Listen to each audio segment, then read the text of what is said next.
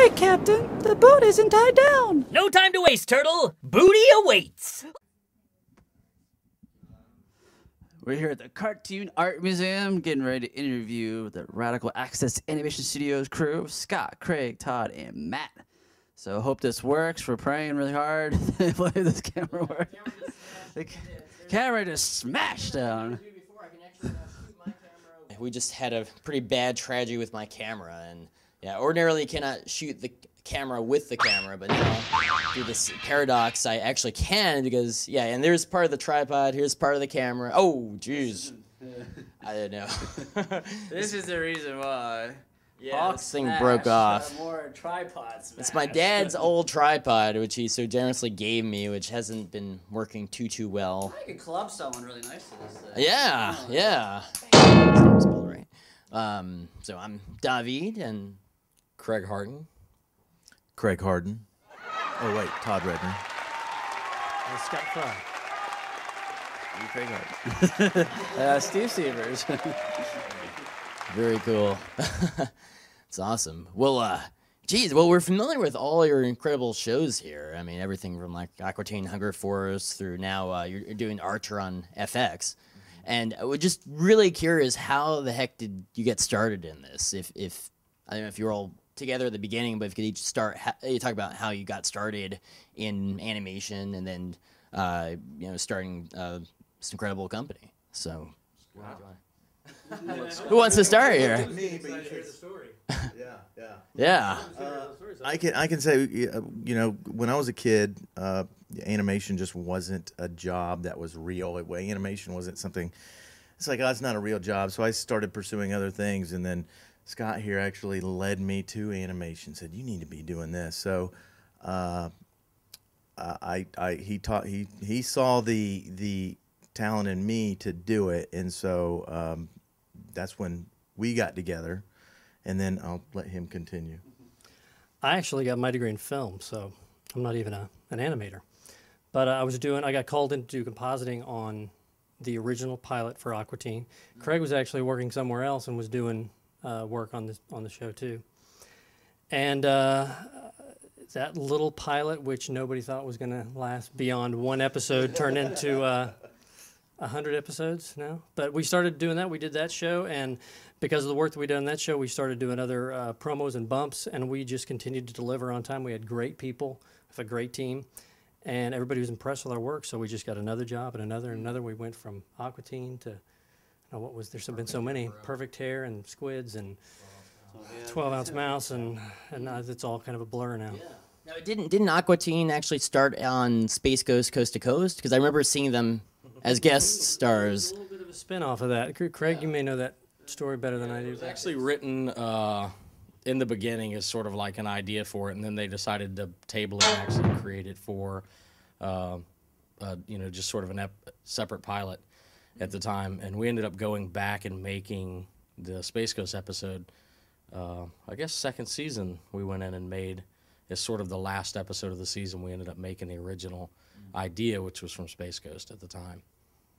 So did you guys start on Space Ghost? Because that was like before there was Adult Swim, right? That was sort of what began everything for Adult Swim, was Space Ghost. And we came in working on, I was doing, like Scott said, the art for Aqua Teen, and I was doing some of the art for the Brack show, and then ended up going just mainly doing Aqua Teen at that point. And then both Scott and I worked on the first season of, I guess first and second season of C-Lab at the time, doing that as well, until we ended up just staying completely busy with all the work that just kept flooding in, you know, to our studio. So. Oh, very cool. Yeah. Well, awesome. Well, let me jump in then, because our show is, you know, Film Tricks, which is like tips and advice for people trying to break in, and how do you enter, because there's a lot of people, you know, like us that, you know, might do some really awesome, you know, cartoon shows here that, you know, we're like, well, how do you get that in? How do you get in, you know, to a network and get that going? Because it seems like such a huge kind of leap from doing something, you know, yourself to actually getting something on television that people can see and hopefully you get paid for. I don't know if you get paid, but no. We work for free. You know, free peanuts, you know, donuts, whatever we can get. So. So what was like the first step in the door, you know, at Adult Swim or Cartoon Network that got it started? And I think Scott I know all the answers. has all the answers to that one. All right, Boy, tell us, that's tell us. you know, actually, unfortunately, there's real no. This sounds like such a cliche, but every single project we work on comes from a different direction and a different place, and so much of what it is just being passionate about what you like and how you feel about stuff. These guys, Todd, I'll give you an example. Todd, the other day we were talking, and he said he you know, working all week, and he animates all week long. And at the end of the week, he was like, man, I got to take a break. And so he told his family he's going to take a break, and he drove up into the mountains, and he drew all weekend. So that was his relaxation. So I think it's if you have a group of people together, and it's a very collaborative business too. I mean, it's not something that, I mean, a lot of people get well known as, you know, an individual who does really well, but they got a whole group of people. So becoming part of a group of people who you can collaborate with and explore ideas with, and just, you know, get really excited and intense about a vision. I mean, I think that's what's been so great about our studio. We just have a bunch of really great people that work well together, and we have a lot of fun.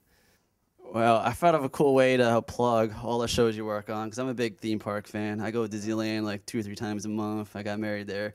So if you guys get to make your own Radical Access theme park using all your cartoons, what kind of rides are they based off of that? What kind of rides would be in the Aqua Teen theme so park? Mouse, Archer, You can incorporate them all. It would have to be a log ride. Aqua Teen or For all, I think it would be a combination, but it would start with a log ride, but it would definitely be, the water would be blood red. And you immediately would go through a ball of fire. You know, a ring of fire somehow would have to be incorporated in that. And I think a building would have to explode and collapse around you as you went through.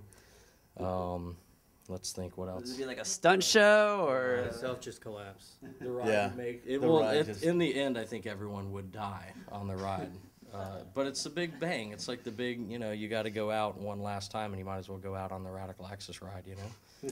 There would definitely be probably, you know, those fake explosions everywhere. We're always putting in Aqua Teen, so there would constantly be real explosions. But these would. Speaking of cult followings, I mean, there's plenty of people with tattoos. My one friend has his whole arm, a whole sleeve. Does that like freak you out when you see it, or you think that's really cool when you see like Aqua Teen tattoos?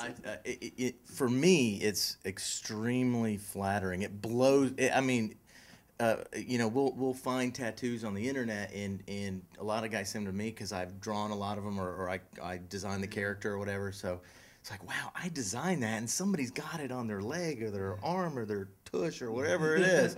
It's like, holy cow, that just the fact that somebody would want something I drew on their body just blows me away. Yeah. But it helps me hit the high notes. Check this out. Supa Pirate Booty Hunt!